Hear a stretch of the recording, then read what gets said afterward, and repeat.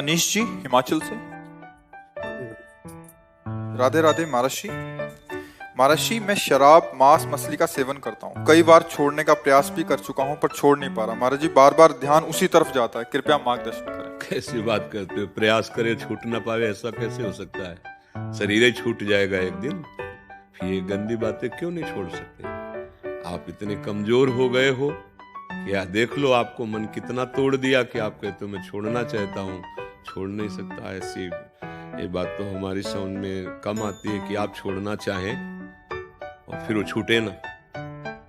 ऐसा कैसे हो सकता है? बाहर से सुन के आप छोड़ने की बात करें, अंदर से सुख बुद्धि आपकी उसमें है। अंदर से सुख बुद्धि, इसलिए आप नहीं छोड़ पा रहे हैं।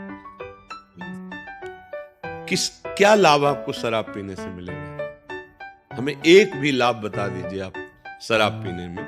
शास्त्रीय निषेध तो है ही, पंच महापापों में ये रखा गया है शराब, लेकिन लाभ क्या है इसमें आप बताओ? एक तो आपका पैसा जाता है। अगर उसी पैसे की मिठाई और सामग्री लाते हो, घर में बच्चों को बांटते, तो कितना खुश होकर आपके गले लगते, मेरे पापा, मेरे भैया या मेरे जो। आपने उतने की शराब पी, आपके अंगों को भी नुकसान पहुंचता है। जो आपके अंग हैं उनको हानि पहुंचाती है। शराब से किसी के अंग पुष्ट होते हैं क्या? अंदर के सब कोई जानता है कि स्वास्थ्य के लिए बहुत हानिकारक वस्तु है। लाभ इसमें नहीं है। अब इसमें जो आपको आनंद अनुभव होता है, उसका कारण होता है बुद्धि की शिथिलता। जैसे आपने पी ना, तो आपकी जो बुद्धि बहुत चिंतन कर रही थी, वो मंद हो गई, शिथिल हो गई, तो आपको लगा यार मौज आ गई। वो आप भजन से कीजिए, बिना किसी नशे के आप परमानंद में नहीं, अब समझ में नहीं आया। जैसे आप सोते हैं तो आपको नींद बहुत अच्छी लगती है। आप 5-6 घंटा सोने के बाद देखो कैसा अनुभव होगा। हाँ, ऐसा अनुभव होगा ना। क्या खास बात रही? 6 घंटे संसार का चिंतन नहीं किया उसने।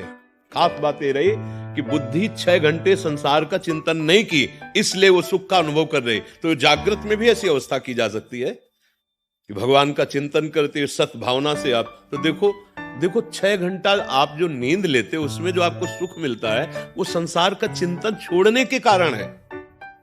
आप 6 घंटे संसार के चिंतन से रहित रहे, तो आपको लगा हाँ, और इंद्रियां बलवान हो गई, चेतना नई जागृत हो गई। और अगर ये ऐसा जागृत में हो कि असत चिंतन संसार का हो ही ना, तभी तो चलते फिरते उठते बैठते महात्मा समाधि में कहा जाता है, क्योंकि भगवान के चिंतन में रहता है। भैया, जो शराब से तुम या किसी नशे से, आप देखो गंभीरता से देखना, वो तुम्हारी बुद्धि को शिथिल करता है, तुम्हारी चेतना शक्ति को शिथिल करता है। तो तुम्हें लगता है कि बहुत मस्त है। जहां तुम्हें हाथ रखना चाहिए रखने के सामर्थ्य नहीं, जहां पैर रखना चाहिए वहां रखने के सामर्थ्य नहीं, जो तुम्हें बोलना चाहिए बोलने के सामर्थ्य नहीं, तुम्हारी सामर्थ्य को वो दबा दिया।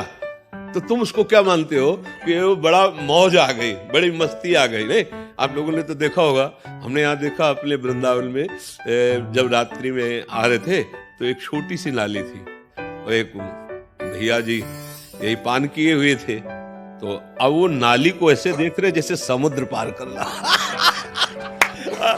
बार बार पैर ऐसे उठाते, फिर ऐसे करते, आखिरकार वो छोटी सी नाली में उसी में गिर गए। अब बताओ, क्या ये सुख है सर आपका? जहां हम पैर रखना चाहते हैं वहां रखने की सामर्थ्य नहीं, जो हम बोलना चाहते हैं बोलने की सामर्थ्य नहीं, वो हमारी चेतना शक्ति को दबा रहे। कोई भी नशा होता है वो हमारी चेतना शक्ति को बढ़ाता नहीं है, वो दबाता है। आप किसी भी नशेबाज को देखिए, आप वो चेतना शक्ति को लुप्त। तो आप ऐसा नाश क्यों कर रहे हैं? अच्छा, जैसे मांस की बात है, लोगों का ये कहना होता है कि भाई मांस से हमारे को बल मिलता है। नहीं भाई, तुम्हारे को मांस से बल नहीं मिलता है। तुम्हारी एक भावना बन गई है, दूसरे के शरीर को काट कर खाकर तुम बलवान और प्रसन्न हो सकते हो, ऐसा नहीं। हाँ, दो हो सकते हैं, या तो हिंसक पशु या राक्षस। आप दोनों में से अगर कोई है तो हमारी कोई बात ही नहीं है आपसे। अगर आप राक्षस नहीं हैं और आप हिंसक पशु नहीं हैं, तो फिर ये नहीं। आपके संयम में जितनी ताकत है उतनी ताकत किसी भी खाद्य पदार्थ में नहीं है। संयम से रहिए, और नमक रोटी भी खाएंगे ना आप, तो आप पुष्ट रहेंगे, आप प्रसन्न रहेंगे, आप मुस्कुराते नजर आएंगे।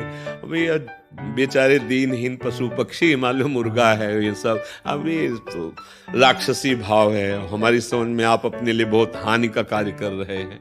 अच्छा, अब जैसे वे विचार है, तो आपने जो पाणी ग्रहण किया वो तो धर्मयुक्त है, तो शरीर तो वही है ना भाई। रूप का चमड़ा अलग अलग हो सकता है, लेकिन बनावट शरीर की तो वही है ना। तो अगर विवेक से देखो, अगर तुमको वहां सुख नहीं मिल रहा तो तुम्हें पापाचरण करने में कहां सुख मिल जाएगा, क्योंकि शरीर तो वही है ना, अंग तो वही है ना। तो मन को अगर हम शांत रखकर अपनी पत्नी को अधिक से अधिक प्यार करें या अपने पति को अधिक से अधिक प्यार करें तो गृहस्थी बड़ी सुख भरी हो जाए और धर्मयुक्त है, कोई उसमें पाप है नहीं, बड़ा मंगलमय जीवन। पर मनी राम को न समझाने के कारण अब उसमें सुख तो है नहीं, जो हमारी चाह है, हमारी जो चाह है सुख की, वो वहां है नहीं। अब हम बदलने लगते हैं, इस शरीर से उस शरीर, इस शरीर से उस। तो ये जो पापाचरण चल रहा है, अब इसके बाद कहो कि हमारा मन भयभीत रहता है, हमें सुख नहीं मिलता है, हम डिप्रेशन में जा रहे हैं, हम जो चाहते हो कर नहीं पाएंगे। तो कैसे कर पाओगे? तुम तो जो वो किए बैठे हो जो तुम्हारा नाश करने के लिए तैयार है, तुम्हें दुख देने के लिए तैयार है। तो इसलिए हमारी प्रार्थना है, अभी अवसर है, अभी संभाल लीजिए अपने आप को। ये शराब, ये मांस, ये सब सच्चाई से, ईमानदारी से, गुरु कृपा बल से चल रहे हैं। कोई पापाचरण, कोई गंदी बात, कोई छल कपट, कोई नाटकबाजी नहीं। हर समय हृदय आनंदित रहता है, क्योंकि प्रभु साथ है ना। अच्छा, मरने का भय लगता है तो हम उसके लिए तैयार हैं, क्योंकि जिससे जो भयभीत करने वाली बातें हैं वो गुरु कृपा से है नहीं। तो लगता है शरीर छूटेगा, और जिसके लिए जीवन भर भजन किया उसके पास जाना है, तो डरना क्या यार, उनके पास जाना है ना हमें। तो हमें डर है नहीं इस बात का। तो ये हम बातें इसलिए आपको बताते कि ये आप भी तो धारण कर सकते हो। बिल्कुल नहीं भाई, हमारी प्रार्थना मानिए, छोड़ दीजिए, नहीं तो फिर प्रकृति आगे दंड देगी, तब आप छोड़ देंगे। छोड़ना तो सब कुछ यहाँ पड़ेगा ही, तुम कुछ छोड़ो या ना छोड़ो, सब कोई तुम्हें छोड़ रहा है। देखो, बाल्यावस्था छोड़ के जवानी आई, जवानी छोड़ के बुढ़ापा की तरफ कुछ पकड़ पा रहे हो क्या? सब छोड़ रहा है ना तुम्हें। तो अगर पहले से छोड़ दोगे तो बुद्धिमान हो जाओगे, भगवान को प्राप्त कर लोगे। जैसे कोई चद्दर हमारा छीनेगा, हमें पता है गेट के बाहर, तो हम पहले उतार के हाथ में रख लेते हैं, ये ले लो भाई, झगड़े की जरूरत नहीं।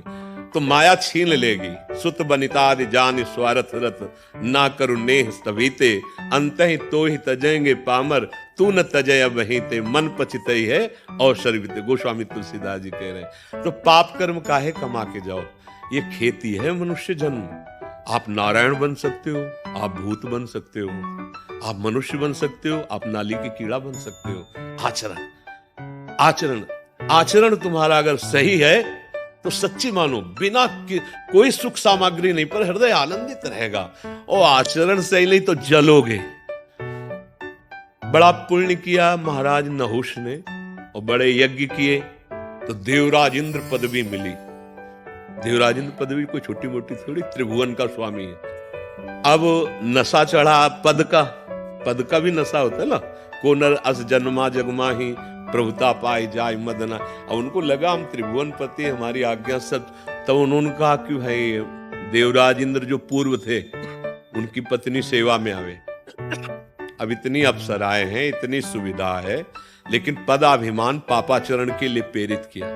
अब वो भाग के गुरुदेव की शरण में गए, बृहस्पति जी की, कि भगवान अब आप ही हमारी रक्षा कर सकते हो, और आपने वचन दिया था कि तुम शरणागत हो जब कभी कोई दुख पड़ेगा। तो अब भगवान इससे बड़ा दुख क्या कि अब ऐसा है, त्रिभुवनपति पद पे बैठा हुआ है और इसकी आज्ञा का पालन करना होगा। तो उन्होंने बहुत बुद्धिमानी से कहा, हाँ जाओ, कह दो कि हम तुम्हारी शर्त स्वीकार करते हैं, पर अभी तक जितनी सवारियों में हमारे महाराज इंद्र आते रहे, आप उनमें से एक भी सवारी में मत आए। आप कुछ ऐसा अलग आए सवारी में जिससे हम प्रसन्न होकर आपका स्वागत करें। तो वो पूछेगा तुम कि क्या सवारी से? बोलो तुम ऋषियों की सवारी करके, ऋषियों को से पालकी ढुला के बोले सर्वनाश की जड़ यही होगा उसके। वो अभिमानी समझ नहीं पाएगा, वो मारा जाएगा। ऐसा ही किया। सची जी गई और कहा कि हम आपकी जो आज्ञा गई थी उस पर विचार किया है। तो कभी एरावत पे देवराज इंद्र आते हैं, कभी विमान पे आते हैं। हम चाहते हैं आप ऐसे सवारी पे आओ कि आज तक कोई इंद्र ऐसा किया ही ना हो। तो उसका आदेश कीजिए, तो आप सप्त ऋषियों की पालकी जुतवा और उस पे बैठ करके आओ और शीघ्र आओ आप। हम आपके मिलन के लिए महल में इंतजार कर रहे हैं। अभिमानी आदमी, पापाचरण करने वाला, ये जान नहीं पाता कि मेरे नाश का कारण क्या है। अब जो जगत बंदनी ऋषि हैं उनको पालकी में आज्ञा कर दी जोतने के लिए, तब वो तो देवराज की आज्ञा है।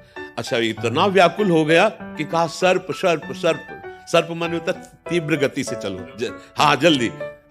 लात मारी ऋषि के मस्तक पे, कहा सर्प। बस लौट पड़े और कहा कि नीच पापी, तू त्रिभुवन पति पद पर बैठ करके और हम ब्रह्म ऋषियों को पाल, जा सर्प हो जा। तो 10,000 वर्ष तक अजगर योनि को प्राप्त हुए। कहा देवराज इंद्रपद और कहा अजगर योनि।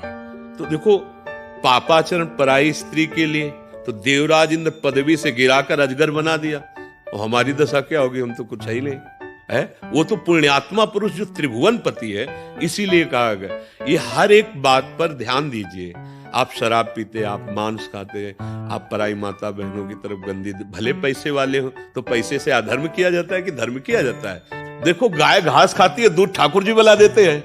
उनको दूध चाहिए क्या? उनको रबड़ी चाहिए क्या? उनको नारियल चाहिए क्या? यार, उनको तुम्हारी पवित्रता चाहिए, तुम्हारा प्यार चाहिए। जैसे आप 1 किलो सेव लिए और घर में गए, अपने 4 बच्चे हैं और चारों बच्चों को दे दिया। अब एक बच्चा दौड़ के आया तुम्हारी गोद में बैठ के और तुम्हारे मुंह में पवाने लगा, अब तुमको कैसा लगेगा?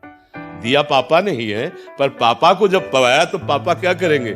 उस सेव को अपने हाथ में ले लेंगे, उसको गोद में बैठा लेंगे और स्वयं पवाएंगे। ऐसा ही भगवान का भोग लगता है। तो दियम वस्तु गोविंदम, तो आपने दिया है प्रभु, आपको समर्पित है, वो बात अलग हो गई। ऐसा नहीं कि तुम पापाचरण करो और फिर भगवान को भोग लगा दो, या मंदिर में जाके नारियल चढ़ा दो, या धूप बत्ती अगरबत्ती। जितनी सुगंध है भगवान के श्री अंग की सुगंध के एक अंश के बराबर भी नहीं। उसमें तुम्हारा जो भाव है कि प्रभु आप प्रसन्न हो जाओ, तो वो अपनेपन से प्रसन्न होते। नाम जब करो, किसी से आशीर्वाद मांगने की जरूरत नहीं। ये गंदे व्यसन छोड़ो, खुद देखो परमानंद में प्रभु तुम्हारे हृदय में बैठे। भगवान कोई लोभी लालची व्यक्ति थोड़ी है कि माल छलाओ तो तुम्हारी तरफ और माल ना छलाओ तो तुम्हारे, ऐसा ले।